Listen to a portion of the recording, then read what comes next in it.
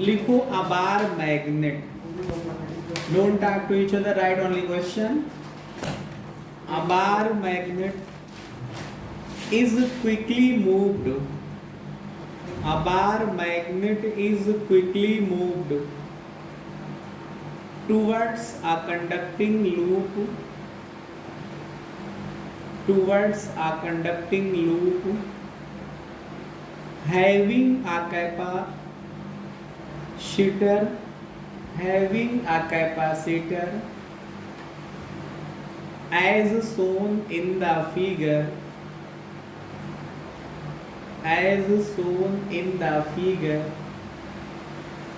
Predict the polarity of the plates. Predict the polarity of the plates A and B of capacitor. Predict the polarity of plates A and B of capacitor. Question को समझिए, सुनिए और ध्यान से इसको सीखिए। हमारे पास एक बार मैग्नेट है, ये हमारे पास एक बार मैग्नेट है, एक दंड चुंबक है, ये मैग्नेट है। समझ पा रहे हैं? ये मैग्नेट का नॉर्थ पोल है और ये साउथ पोल है। आप एज्यूम करिए कि ये आपके पास मैग्नेट ऐसे है और इसके सामने एक ऐसा लूप है। अब इस लूप को आपको इस फिगर में बनाना है, यहाँ पे तो सर्किल नहीं दिखाई पड़ेगा वो पूरा। समझ पा रहे हैं? आप इस लूप को आप चाहें तो ऐसे दिखा दीजिए, ऐसे दिखा दीजिए सीधा करके, लेकिन तिरछा नहीं, ऐसे। ये ऐसे है, यहाँ पे दो प्लेटें लगी हैं, इस प्लेट को A कहा गया, इसे B कहा गया। पैरेलल प्लेट कैपेसिटर संधारित्र लगा हुआ है। समझ पा रहे हैं?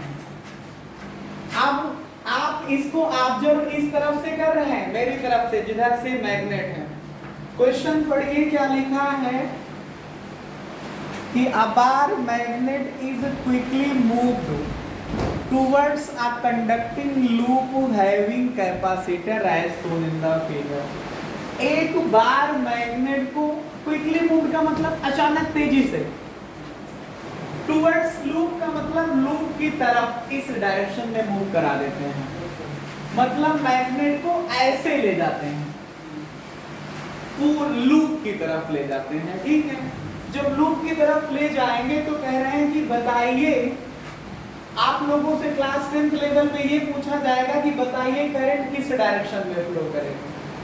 12th लेवल में यही क्वेश्चन आएगा, वहां पे पूछेगा बताइए कि A और B पे चार्ज का साइन क्या होगा, प्लेट का साइन क्या होगा, पॉजिटिव होगा या नेगेटिव होगा। बस स्टैंडर्ड का डिफरेंस है, हम आपको 10th वालों को भी वही बताएंगे, 12th वालों को भी वही समझा देंगे। समझिएगा, जब आपके पास मैग्नेट का नॉर्थ पोल आगे जाएगा, जब मैग्नेट का नॉर्थ पोल आगे जाएगा तो आपको पता है, मेरी बात को कायदे से सुनिए, चिल्लाने पे फोकस नहीं, केवल सुनने पे फोकस करिए, कंसंट्रेट हो जाइए। मैंने आपको बताया था कि जब किसी लूप से संबंधित, लिंक्ड जिसे तुम बोलते हो इन इंग्लिश, हिंदी में बोलना तो संबंधित, जब किसी लूप से संबंधित मैग्नेटिक फ्लक्स में चेंजमेंट होता है तो उसकी वजह से इंड्यूस्ड ईएमएफ जनरेट होता है, एक प्रेरित विद्युत वाहक बल उत्पन्न होता है। इंड्यूस्ड ईएमएफ बोलेंगे शॉर्टकट में, इंड्यूस्ड ईएमएफ जनरेट होता है जिसकी डायरेक्शन, इंड्यूस्ड ईएमएफ की वजह से इंड्यूस करंट निकलती है और इंड्यूस करंट की डायरेक्शन निकालने के लिए आप लेंज लॉ लगाते हो। लेंज लॉ में हमने आपको पढ़ाया था कि जब किसी लूप से लिंक्ड मैग्नेटिक फ्लक्स में चेंजमेंट होता है तो उसकी वजह से जो इंड्यूस करंट या इंड्यूस ईएमएफ जनरेट होता है उसकी डायरेक्शन ठीक वैसे ही होती है। ये उस रीजन का अपोज करता है जिसकी वजह से खुद प्रोड्यूस होता है। मैंने लिखाया था the direction of induced current in the loop in such a way that it opposes to that cause which produces it। मतलब हिंदी में बोलना है तो ये उस कारण का विरोध करता है जिसकी वजह से खुद जन्म लेता है, पैदा होता है या बनता है। तो इसमें जो करंट पैदा हो रहे, जनरेट हो रहे हो किसकी वजह से? मैग्नेट के नॉर्थ पोल के आगे जाने की वजह से। तो यहाँ पे करंट की डायरेक्शन इस तरह से होगी कि मैग्नेट के नॉर्थ पोल को अपोज करेगा। तो समझ सकते हैं मैग्नेट का नॉर्थ पोल अगर अपोज करेगा तो इधर नॉर्थ बनना चाहिए। ये बात समझ पा रहे हैं? मैग्नेट का नॉर्थ पोल बनेगा तभी नॉर्थ को आने का अपोज करेगा।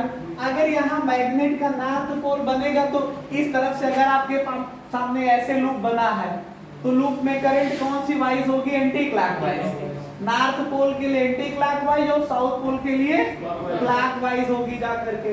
तो करंट की डायरेक्शन एंटी क्लॉकवाइज इस सेंस में फ्लो करेगी। अब आपको पता है क्लास 5th लेवल का होता तो खाली इतना क्वेश्चन आता, 12th में पूछा जाएगा तो इसने पोलैरिटी पूछा। अब आपको पता है करंट अगर दिख रही है ऐसे जा रही है तो इसका मतलब ये बैटरी के ये पॉजिटिव पोल से नेगेटिव पोल की तरफ जा रही है। तो प्लेट ए का साइन क्या होगा? पॉजिटिव होगा, प्लेट बी का नेगेटिव होगा। इस तरह से करते हुए क्वेश्चन का सॉल्यूशन हो गया। समझते हैं? नहीं समझते हैं? समझे? बोलो। नहीं समझ पाए? कर पाओगे? ठीक है फिर कर लेना।